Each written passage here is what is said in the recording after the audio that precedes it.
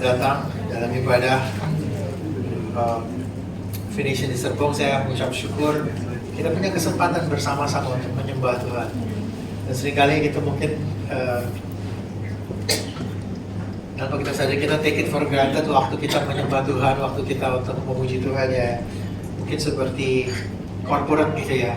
Ada banyak saudara-saudara kita di negara yang berbeda di mana mereka sulit untuk punya kesempatan seperti kita. Nanti kita perlu mengucap syukur dan kita perlu menghargai anugerah Tuhan dalam kehidupan kita dalam hal menyembah Tuhan. Amen.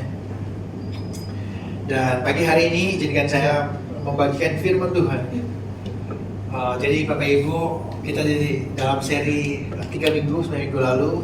Ini minggu yang kedua, seri mengenai bagaimana Tuhan memanggil kita di dalam kehidupan sebagai orang percaya untuk berjalan bersama-sama di dalam panggilan Tuhan sebagai orang Kristen. Kita perlu melakukannya bersama dengan orang lain. So it's like makanya judulnya include someone. Jadi kita perlu ada orang di dalam kehidupan kita. Dan mungkin saya udah sering bagiin ini berulang-ulang dan saya mengingatkan bahwa kekristenan itu sesuatu yang tidak bisa kita lakukan sendirian. Saya pernah scuba diving gitu ya. Pertama kali waktu scuba diving sebelum masuk harus ada license gitu, tapi saya ikut gitu ya. Instrukturnya kasih banyak sign language gitu ya pokoknya dan sebagainya. Lalu sudah kasih saya tahu ada regulator untuk bernafas gitu ya. Dan regulatornya ada 2. Jadi kalau misalnya saya kurang sama oksigennya kurang, I need somebody, saya perlu orang yang lain di mana saya boleh sharing. Ada 2 regulatornya untuk kita bisa bernafas, untuk kita kembali ke permukaan bersama-sama gitu ya. Dan pertama-tama saya masuk itu saya pikir oke lah berapa lama waktunya satu tabung gitu ya. Ya 15-20 menit relatif gitu. Relatifnya apa Pak? Ya kalau Bapak nafasnya boros gitu ya cepat habis gitu ya. Terutama kalau baru gitu ya. Lama-lama saya saudara masuk nafasnya gitu ya. Ternyata bisa lebih rileks gitu, lebih ini. Tetapi pada intinya scuba diving itu gak bisa sendirian. Berbahaya dan tidak dirancang untuk itu. Dan kekristenan juga sama, tidak dirancang untuk sendirian, dirancang oleh Tuhan untuk kita melakukannya bersama-sama. Dan hari ini kita akan belajar dari firman Tuhan mengenai fellowship di dalam kehidupan kita sebagai orang percaya, Christian fellowship. Kalau saya boleh jujur, waktu saya menyiapkan ini dan merenungkannya dan menghidupinya gitu ya, saya boleh jujur sama saudara, tidak semudah yang saya pelajari dan tidak semudah yang saya jalani saudara. Jadi kalau saudara merasa ini firman Tuhan kayaknya berat gitu ya, saudara nggak sendirian, saya juga. Amen. Jadi judulnya hari ini Christian Fellowship, it's a gift and a responsibility. Ada sebuah anugerah Tuhan dan tanggung jawab yang Tuhan berikan sama kita melalui fellowship yang kita miliki di dalam Kristus. Saya mengundang Bapak Ibu untuk bangkit berdiri. Kita akan baca sama-sama dari firman Tuhan dari Lukas 17 ayat 1 sampai 6. Saudara boleh membaca bersama-sama dengan saya dan kita akan berdoa setelah itu. Lukas 17 ayat 1 sampai 6. Yesus berkata kepada murid-muridnya, tidak mungkin tidak akan ada penyesatan, tetapi celakalah orang yang mengadakannya. Adalah lebih baik baginya jika sebuah batu kilangan diikatkan pada lehernya lalu dilemparkan ke dalam laut, daripada menyesatkan salah satu dari orang-orang yang lemah ini. Jagalah dirimu, jikalau saudaramu berbuat dosa, tegurlah dia, dan jikalau ia menyesal, ampunilah dia. Bahkan jikalau ia berbuat dosa terhadap engkau 7 kali sehari, dan 7 kali ia kembali kepadamu dan berkata, aku menyesal, engkau harus mengampuni dia. Lalu kata rasul-rasul itu kepada Tuhan, tambahkanlah iman kami. Jawab Tuhan, kalau sekiranya kamu mempunyai iman sebesar biji sesawi saja, kamu dapat berkata kepada pohon ara ini, terbangunlah engkau dan tertanamlah di dalam laut, maka ia akan taat kepadamu. Mari kita berdoa. Bapa, dalam nama Tuhan Yesus kami mengucap syukur untuk firman yang kami dengar bersama-sama Tuhan pada pagi hari ini. Berbicara dalam hati kami dan ajar kami Tuhan untuk mengalami fellowship, mengalami persekutuan, mengalami komunitas yang Kau rancangkan bagi kami Tuhan. Di dalam nama Tuhan Yesus. Dan semua yang percaya berkata, amen dan amen. Silakan duduk Bapak Ibu Saudara yang terkasih. Jadi dalam ayat ini, beberapa saudara mungkin dengar, kok kayaknya agak susah ngertinya gitu ya. Dan kayaknya agak menakutkan itu. That's okay, saudara nggak sendirian, saya juga. Ini maksudnya apa Tuhan ya? Saya pun juga perlu waktu untuk mempelajarinya. Kita akan belajar 3 hal. Pertama, fellowship itu sebuah anugerah, pemberian dari Tuhan. Yang kedua, fellowship itu ada sebuah tanggung jawab yang kita perlu menjaganya bersama-sama sebagai umat Tuhan. Dan yang ketiga, bagaimana fellowship persekutuan yang kita miliki itu ditopang di dalam iman kepada Kristus. Nah, di ayat di mana Yesus berkata kepada murid-muridnya, saudara bayangkan ada, ini dalam beberapa hal kita punya kendala di dalam terjemahan dari bahasa aslinya, kita akan go terus sama-sama. Tapi Yesus berkata ini kepada murid-muridnya. Ada sebuah cara bagaimana Yesus memuridkan murid-murid waktu itu, yang kita belajar sama-sama. Dia tidak memuridkan sendiri gitu ya. Dia muridin Yohanes ketemu sendiri, jadwalnya sendiri, nanti Petrus sendiri, nanti Yakobus sendiri, yang lain masing-masing sendiri-sendiri kan. Ada waktu-waktu mereka punya waktu pribadi bertiga gitu ya. Tapi ada waktu dalam banyak hal dia berbicara dalam konteks komunitas. Jadi waktu Yesus membagikan ini juga di dalam perjalanan. Kalau kita baca di konteksnya Lukas, itu perjalanan ke Yerusalem. Jadi kira-kira saudara, saya jujur saya suka melakukan kayak road trip bareng gitu kan. Karena di road trip bareng itu di dalam mobil kayak, atau kita jalan sama-sama, ada waktu nunggu, kita ngobrol kan. Yang diobrolin segala macam bisa diobrolin. Dan itu juga mungkin Yesus sama murid-murid, dia jalan sama-sama, ada banyak yang dia obrolin, banyak yang dia ajarkan. Ini yang murid-murid tangkap, oh this is the lessons gitu ya, pelajaran. Dan ini di dalam hal ini, Yesus tengah berbicara tentang komunitas, tentang bagaimana kehidupan kita sebagai orang percaya. Dan ini mengingatkan kita bahwa komunitas itu bukan idenya kita manusia. Oke ya, kita semua orang Kristen ya, kita bikin organisasi atau parpol gitu ya, atau mungkin kita bikin arisan yang isinya orang Kristen. Bukan, kita bukan ide manusia, itu idenya Tuhan.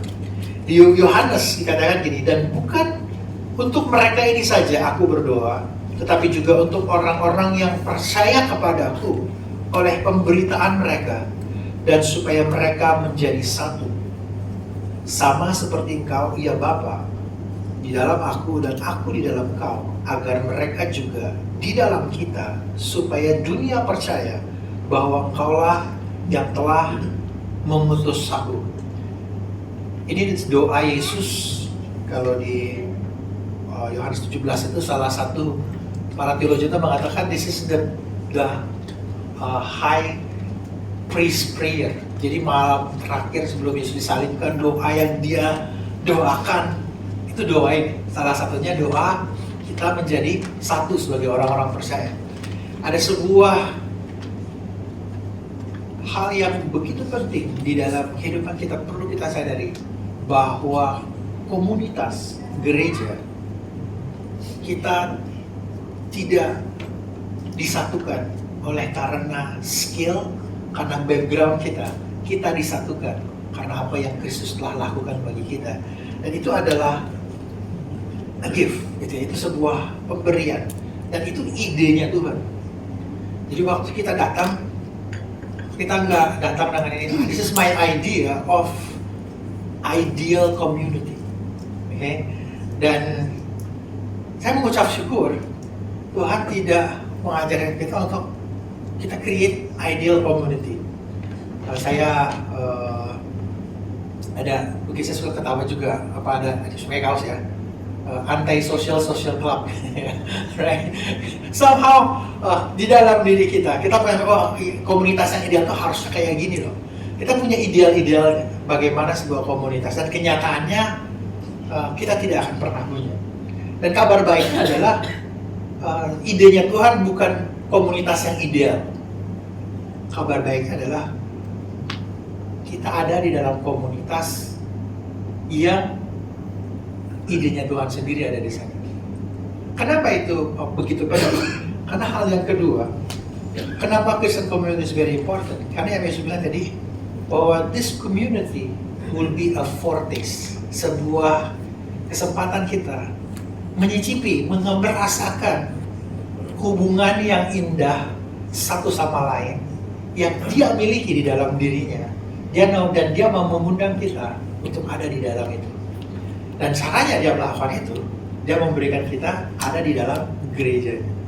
Dari sejak awal waktu penciptaan di dalam keluarga, dan kita sekarang waktu kita ditebus, kita juga ada di dalam keluarga. Wah, secara fisik kita punya keluarga fisik, tapi kita ada di dalam keluarga rohani. Makanya Alkitab punya dimensi aspek tubuh Kristus, benar ya?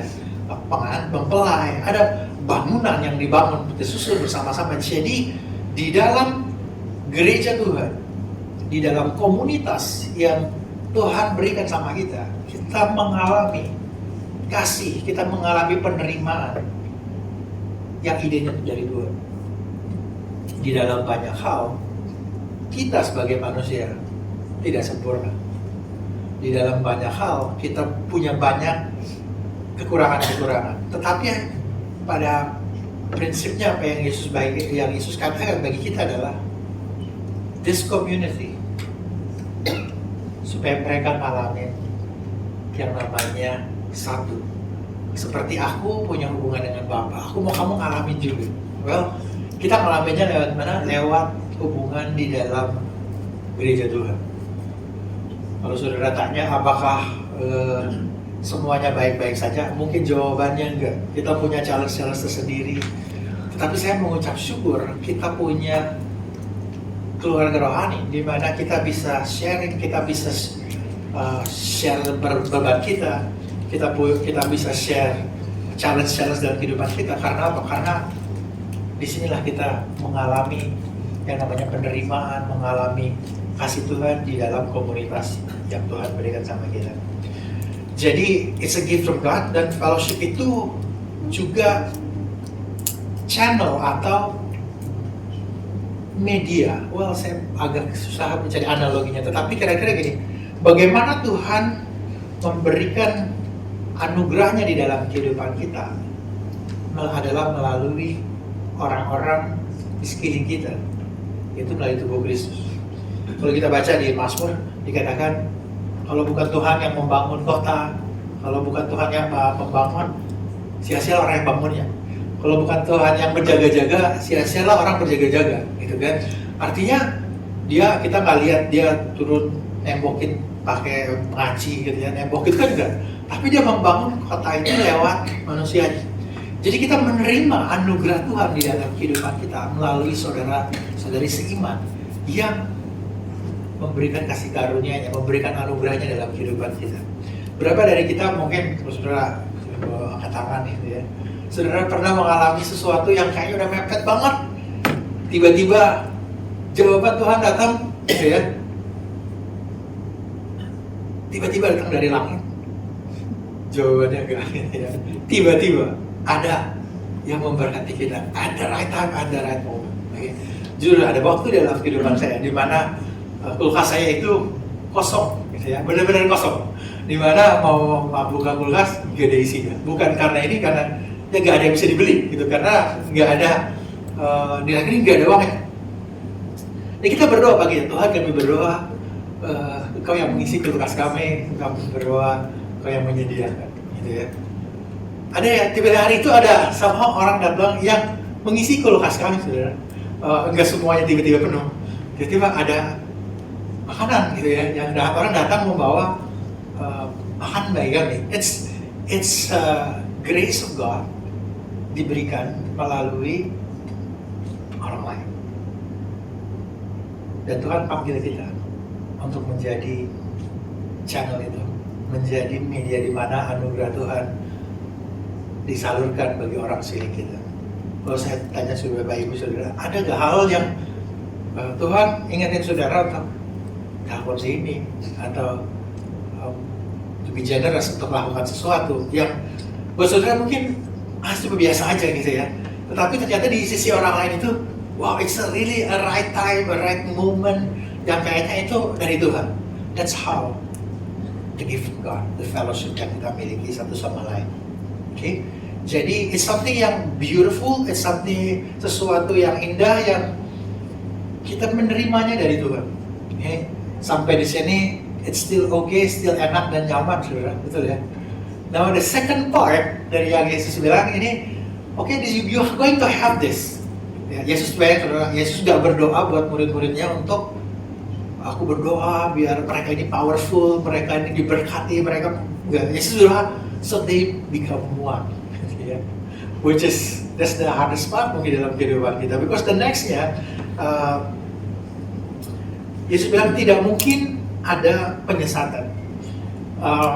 Di dalam bahasa aslinya kata penyesatan ini dari kata skandala. Skandala itu seperti kayak perangkap yang buat nangkep hewan gitu ya. Biasanya ada umpannya dan ada triggernya gitu ya. Mungkin maksudnya sudah tahu kalau kita yang pernah ini saya pernah baca di buku cara nangkep burung gitu ya.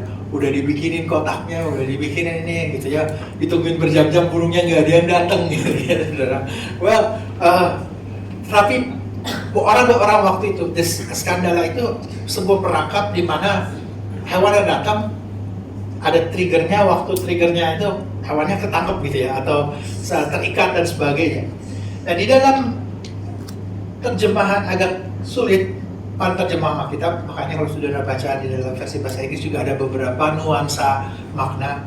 Di satu sisi yang agak sebelah sini, kata skandala ini artinya membuat seseorang tersandung imannya, atau membuat seseorang itu berhenti menjadi percaya kepada Kristus, gitu ya. Di nuansa yang satu bisa dalam bentuk pengajaran, bisa dalam bentuk hal-hal di mana sesuatu yang tidak sesuai dengan firman Tuhan. Tetapi juga di sisi yang lainnya adalah sesederhana ketersinggungan seseorang yang ini ada mungkin saya juga pernah mengalami gitu ya. Wah, saya nggak mau ke gereja, orang Kristen aja kayak gitu, saya pernah dengar kayak gitu. Nah, mungkin kita berinteraksi dengan ini bahwa saya nggak mau ke gereja lagi karena pemimpin saya bilang gini, saya jadi tersinggung, saya nggak mau lagi. Saudara pernah ini? Kalau saya tanya mungkin apakah saudara pernah tersinggung? Saudara gak usah ngangguk, diam-diam aja gitu ya. Mungkin kalau kita boleh jujur, kita pernah mengalami itu. Dan di sini waktu Yesus bilang penyesatan, dia bilang kepada murid-muridnya, wow, ini saudara, dia tidak pernah berbicara kepada para ahli-ahli teologi dan sebagainya. Buat kita, simply maknanya juga adalah sesuatu yang kita lakukan atau offense atau ketersinggungan yang tanpa kita sadari mungkin kita lakukan kepada seseorang dan orang itu menjadi kurang percaya, berhenti menjadi percaya, atau dia nggak mau ke gereja lagi, bisa somehow ada bagian itu. Oke, ini saya tahu ini topik yang agak sensitif, oke, dan kira-kira nggak enak, nggak gampang. Dan yang Yesus bilang juga, aduh ini bagiannya next verse-nya itu yang paling gak enak gitu ya. Ada lebih baik baginya jika sebuah batu kilangan diikatkan pada lehernya lalu dilemparkan ke dalam laut. Wah, takut sudah ya. Waduh, kayaknya ngeri. Okay? Well, Yesus menggunakan gaya bahasa hiperbola gitu ya. Saya baca, saya pelajari batu kilangan tuh kayak gimana sih gitu ya. Buat orang waktu itu, dan jadi bahasa Inggris itu millstone. Millstone itu sebuah batu biasanya sepasang gitu untuk menghancurkan biji-bijian gandum dan sebagainya. Jadi kayak kita alat Kalau ini kita pakai mixer atau pakai grinder gitu ya. Nah, zaman waktu itu pakai millstone, pakai batu kilangan. Nah, saya cari-cari bentuknya besar gitu ya. This is not the actual yang walang waktu, tapi kira-kira cukup besar. Di mana bentuknya biasanya ada bulat dan didorong gitu ya untuk muter. Jadi dia muter, gandumnya ditaruh di tengah untuk sampai biji gandumnya tuh halus gitu ya. Dan itu biasanya beberapa orang yang melakukannya. Nah, saudara bayangkan waktu dibilang kayak gini, orang yang melakukan, yang memberikan penyesatan itu lebih baik lehernya diketin, terus menariknya ini agak sulit dalam terjemahan. Jadi saudara bayangkan nggak mungkin bawa yang segini-gini naik ke kapal terus dijatuhin gitu ya. Saudara bisa bayangkan ke dalam laut. Jadi kisah satunya mungkin kayak dia diiketin terus diseret gitu ya, batunya digelindingin ke laut gitu ya. Nah, saudara bayangin waktu saudara dengernya, wah kayaknya scary banget gitu. Yesus tidak tengah mengatakan kepada kita, kamu ya kalau misalnya pengajar-pengajar Alkitab yang salah atau yang bikin orang tersinggung di lempar paut kayak gini ya. That's not the point. The point is kita sebagai orang percaya, kita punya tanggung jawab. Kita punya tanggung jawab menjalani kehidupan kita dengan rendah hati dan responsible dengan tindakan kita, dengan perkataan kita. Dan Yesus mengingatkan terutama buat mereka yang orang yang lemah. Jadi ada bagian di dalam kehidupan kita sebagai orang Kristen di mana kita tidak melakukan apa yang mungkin secara ini oke, buat secara etis agak questionable gitu ya. Tapi karena kita orang percaya, karena kita tahu, kita bertanggung jawab ini, kita tidak melakukan itu. Ada hal-hal yang seringkali saya ketemu orang, saya kan orang Kristen, saya bebas, saya udah dibebasin dong melakukan apa aja yang saya mau lakukan. Jawabannya iya benar. Tapi kita tidak bebas sebebas-bebasnya. Ada ayat ini juga yang bilang sama kita, well, you are free, but you're not free to do whatever you want to do.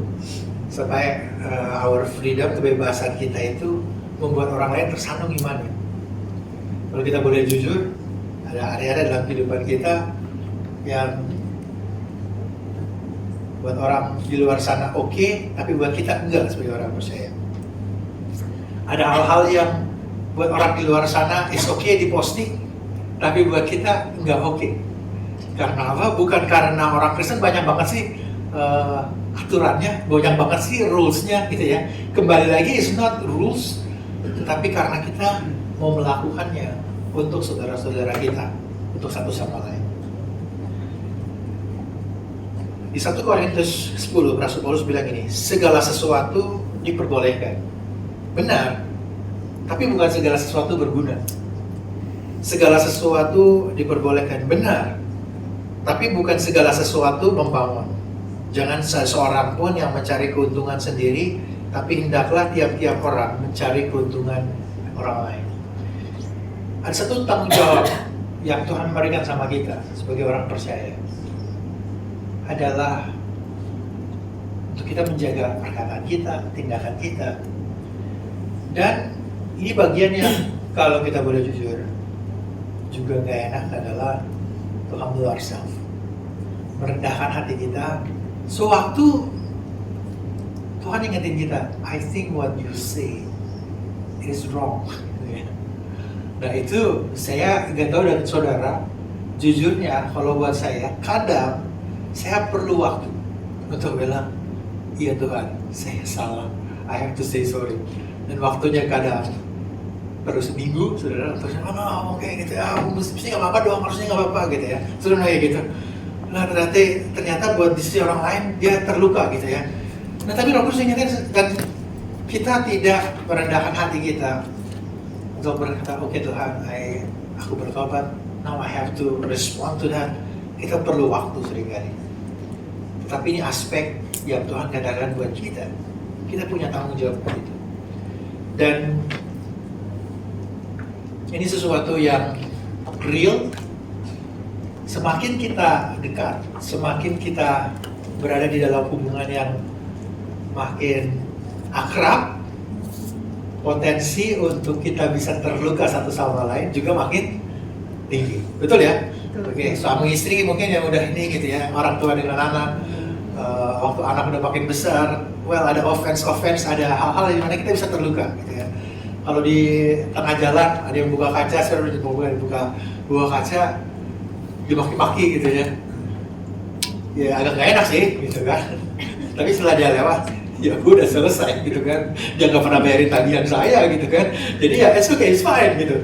Jadi, tapi kalau waktu kita dengan orang yang dekat dengan kita, orang yang keluarga kita, komunitas kita, well, kita perlu merespon. Karena apa? Karena kita ketemu lagi kan. Kita perlu handle benar. Dan ada hal-hal di mana this is the part yang Tuhan panggil kita untuk belajar merendahkan hati kita. The second part is that ini juga bagian yang gak enak. Yesus mengajarkan untuk menegur. Okay? Tapi intinya juga Yesus bukan ngajarin tegur, tapi intinya adalah restorations. Kalau kamu tegur, dia bertobat, kamu harus terima. Ini juga bagian yang tidak enak.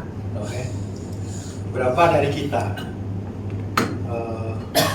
kalau misalnya ada sesuatu yang salah, saya bukan mengatakan setiap salah kita tegur gitu ya. Oke. Ada bukan aspek kita jadi kayak justru salah, harus kita tegur, salah. Jadi kita sibuk nyariin kesalahan orang. Gitu. Tapi ada hal yang seseorang yang mungkin tingkah lakunya berdosa, pola berpikirnya tidak sesuai dengan firman Tuhan, gaya hidupnya tidak sesuai dengan hatinya Tuhan. Kita perlu memberitahu orang itu. Yesus menggunakan di dalamnya kita menegur, ya. Mungkin secara kita, wah ini kayaknya gak enak gitu ya. Well, nuansa rebuke juga berarti corrections, kita perlu mengkoreksi.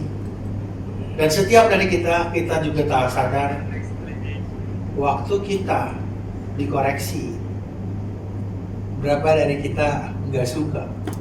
Oke. Betul ya? Nggak enak gitu, ada reaktif. Tetapi kalau bagian kita yang disuruh menegur, kita lebih sungkan lagi, betul kan? Atau saya doang nih, saya nggak tahu Bapak Ibu Saudara. Artinya, dan aspek itu gak enak.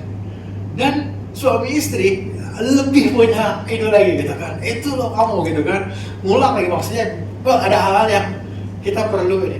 Mungkin teman-teman di sini ada anak dengan orang tua, ada banyak relationship di dalam kehidupan kita, di mana kita perlu menyatakan kebenaran kepada mereka. Dan kita mengatakan kebenaran dengan kasih.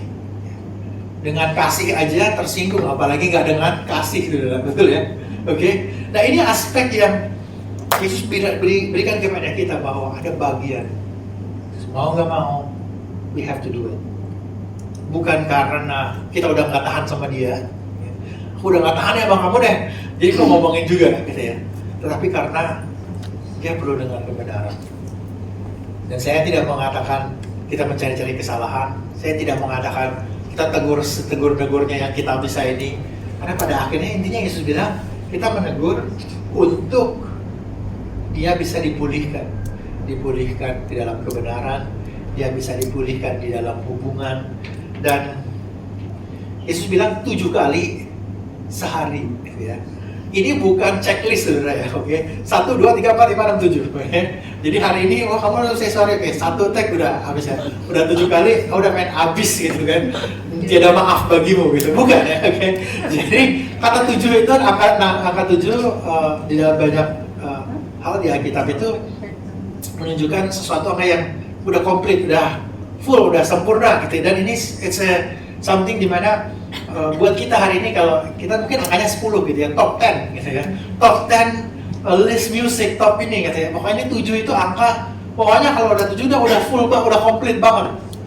Dan waktu Yesus bilang kamu harus ngampunin 7 kali sehari gitu ya.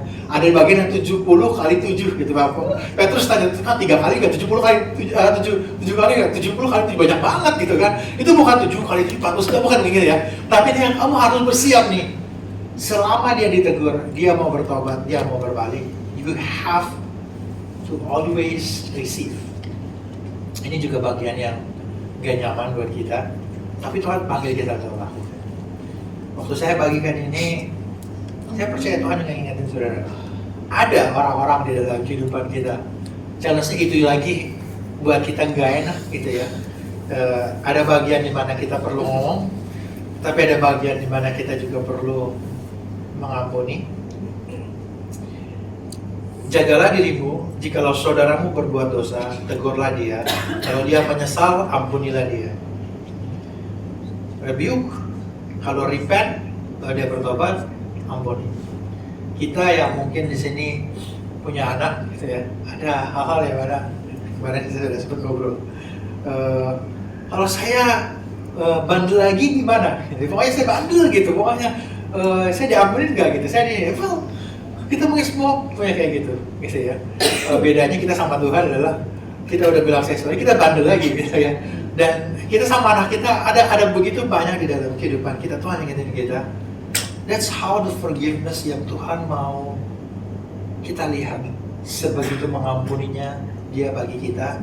Dan Tuhan mengajak kita, kamu juga aku panggil untuk bisa mengampuni selebar itu, sejauh itu.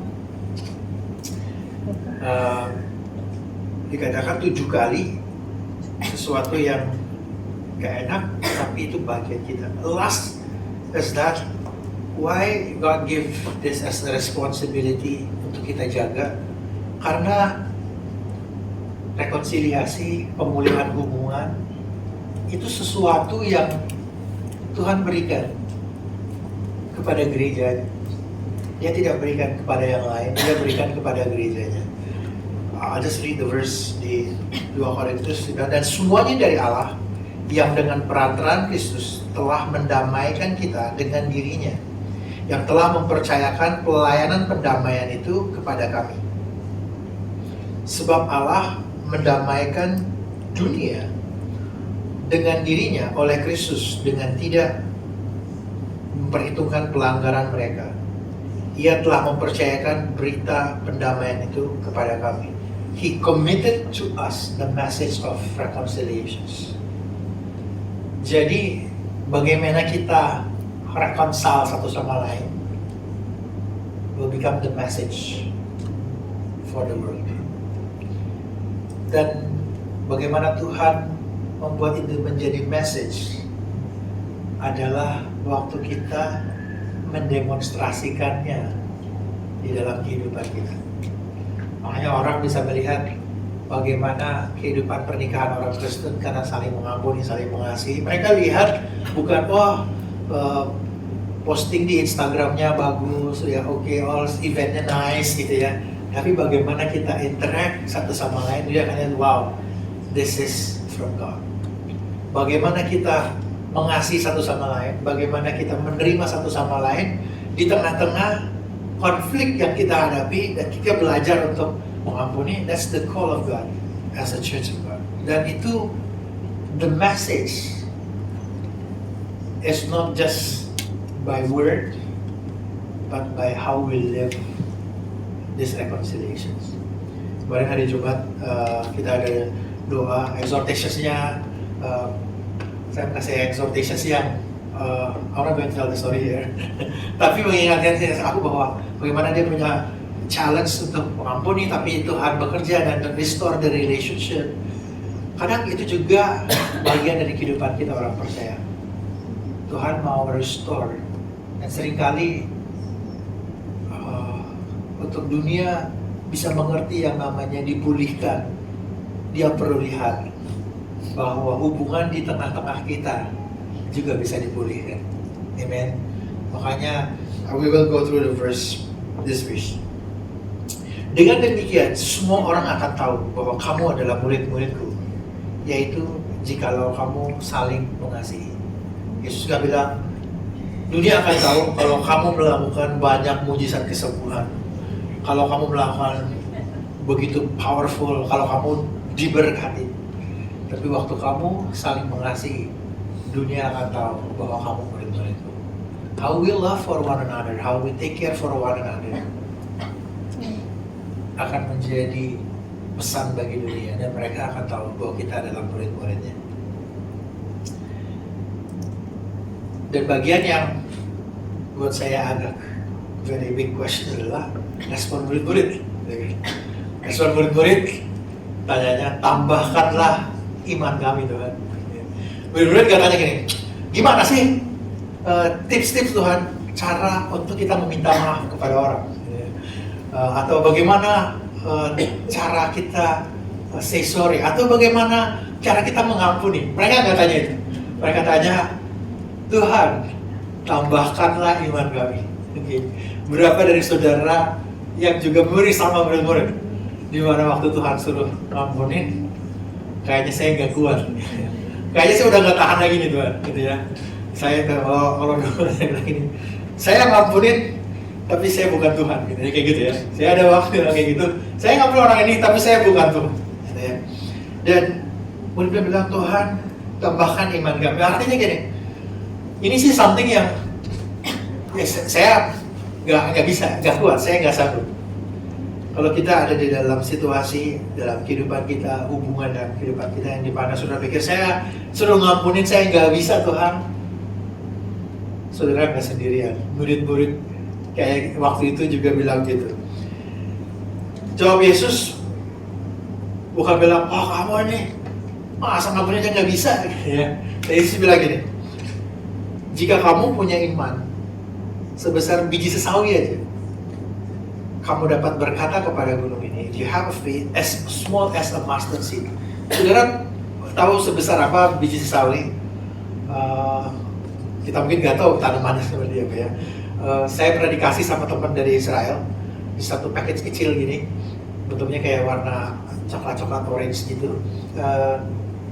Mungkin seperti selasih gitu ya, warna hitam tapi warnanya seperti kecil-kecil itu gitu ya. Bukan yang pas udah direndam air ya, pas lagi masih kering itu kecil-kecil banget gitu. Dan Yesus membandingkan itu dengan sebuah pohon yang begitu besar, dan mereka tahu waktu itu pohon itu akarnya itu biasanya the mulberry trees itu akarnya itu begitu dalam kemana-mana. Jadi namanya memindahkan, mengangkat pohon itu susah banget. Yesus bilang gini, asal kamu punya iman sebesar biji sesawi. Lalu dia bilang, kamu mengatakan, bukan kamu punya iman sebesar biji sesawi lalu kamu tebang pohonnya, enggak kan? Kamu punya iman, lalu kamu katakan, dan dia akan taat, gitu ya. Nah ini bagian yang kalau buat saya bagiannya kita,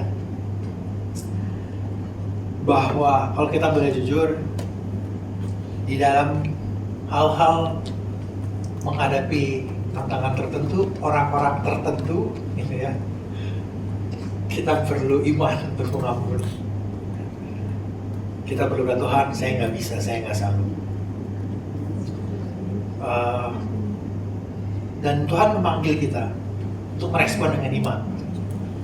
Sesederhana, we have to say something. How do we say? Ini susah, tapi very important to say, I was wrong, I am sorry. Saya salah, saya minta maaf. Tidak mudah, makanya kita perlu iman. Dan Tuhan panggil kita, let's take a step of faith.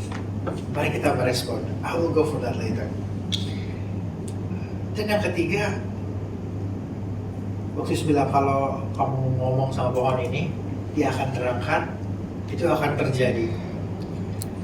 Berapa dari saudara berpikir seperti saya juga?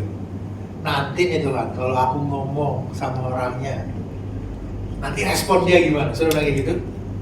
Wah nanti dia ini, benar? Oke? Ini juga perlu iman. Kita perlu percaya sama Tuhan bahwa hasilnya juga dari Tuhan. Dengan kata lain sebenarnya gini, kalau kita melaksanakan iman, Tuhan juga bekerja di hati orang lain.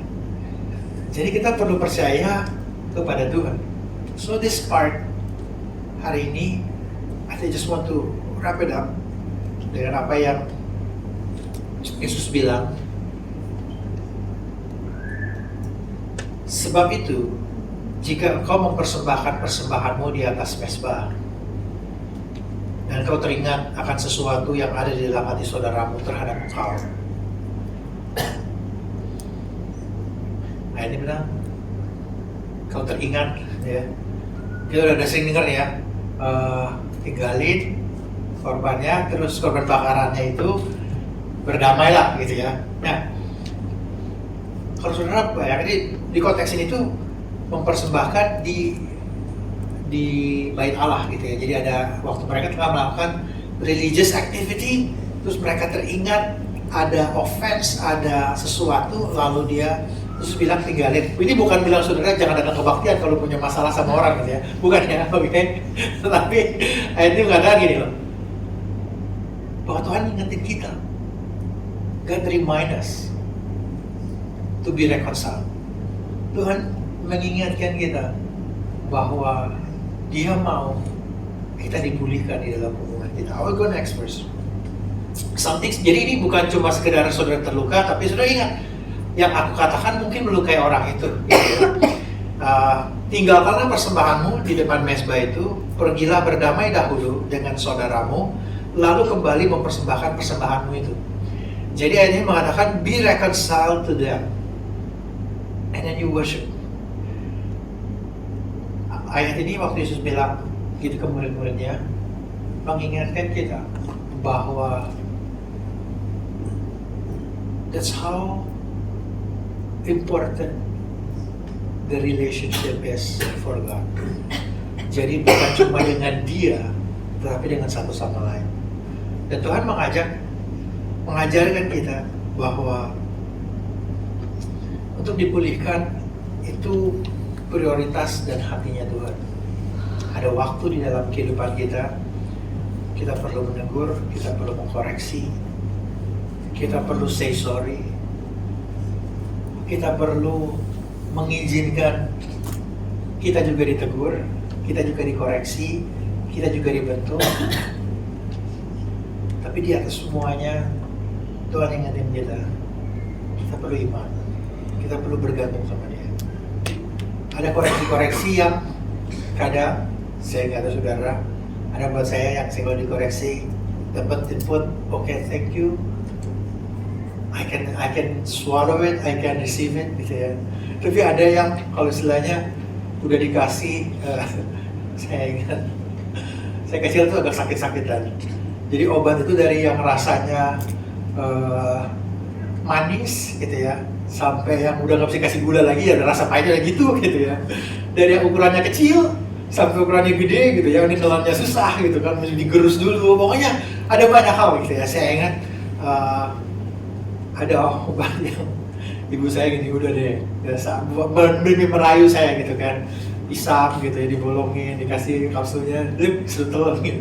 Wah, ada banyak hal di mana dia harus gerus dulu, terus dicampur sama teh manis, whatever gitu ya. Somehow figure out sama air gitu. Pokoknya untuk membuat itu bisa ditelan gitu ya. Ada banyak hal di dalam hidup kita waktu kita dikoreksi, terutama koreksi yang dari Tuhan, yang datangnya dari sebelah kiri kita atau sebelah kanan kita, dari pasangan kita, dari saudara seiman kita. Kadang ditaruh dulu gitu ya, didoain dulu lama baru mau diterima gitu ya. Tetapi that's okay, itulah kita perlu iman. So this word today, I hope this will remind us bahwa apa yang kita miliki satu sama lain, it's so beautiful, tapi juga punya challenge buat kita, men-stretch kita, membentuk kita, untuk kita bisa merasakan kasih Tuhan, merasakan bagaimana kita menerima berkat dari Tuhan lewat satu sama lain. Tapi nggak semuanya selalu enak. Ada bagian di mana yang nggak enak, yang kita perlu merendahkan hati kita dan kita perlu menghidupinya bersama-sama.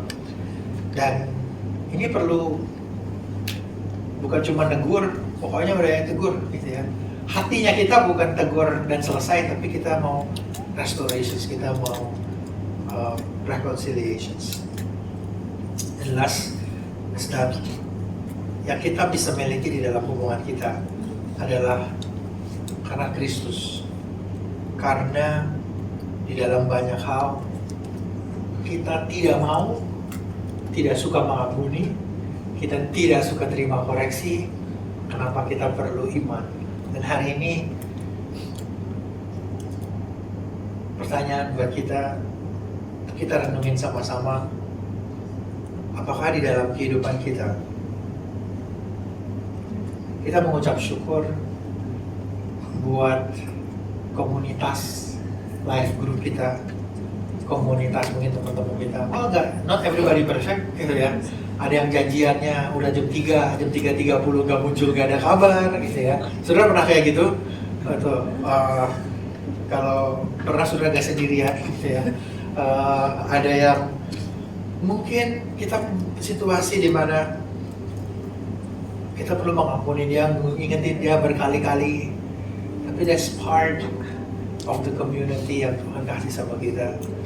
Dan itu membentuk kita. Ada juga bagian yang mungkin Tuhan ingatin kita untuk menyampaikan kebenaran buat orang yang kita kasihi. Tapi gak enak, tapi kita perlu sampaikan.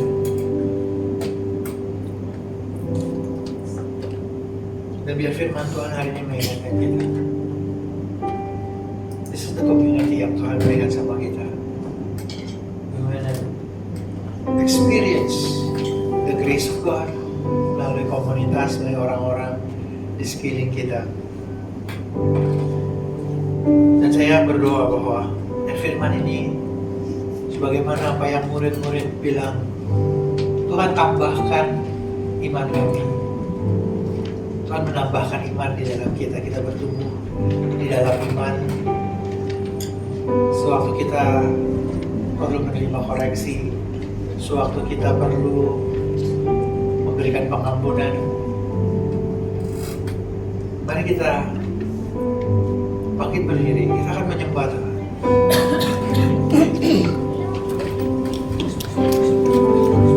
Dan sewaktu kita menyembah,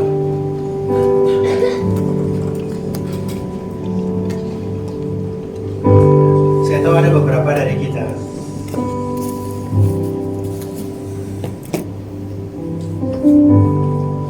punya konflik-konflik tertentu in our relationship. Ada mungkin orang-orang tertentu di kerjaan, di keluarga besar mungkin, yang very offensive, kita terluka. I want to take this time as we worship, kita berdoa untuk Tuhan menyembuhkan kita, Tuhan memulihkan kita, dan juga mungkin Tuhan mengingatkan kita. Ada orang-orang yang kita perlu say sorry. Saya nggak mengatakan segera, saya mau mengizinkan Roh Kudus menuntut saudara untuk merespon dengan iman. Let's worship.